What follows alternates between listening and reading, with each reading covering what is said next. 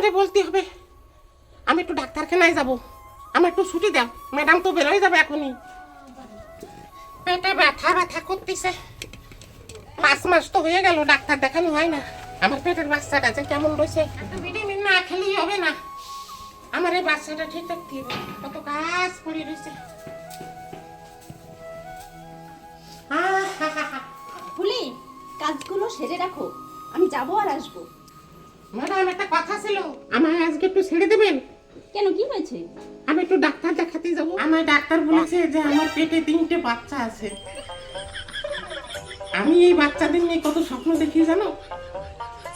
আমার 2টো খাসি, না খাসি না, আমার 2টো ছেলে হয়েছে, একটা মেয়ে হয়েছে। তোমার তো ডিভোর্স হয়ে গেছে 5 বছর। না ম্যাডাম, ডিভোর্স হলে কি হবে?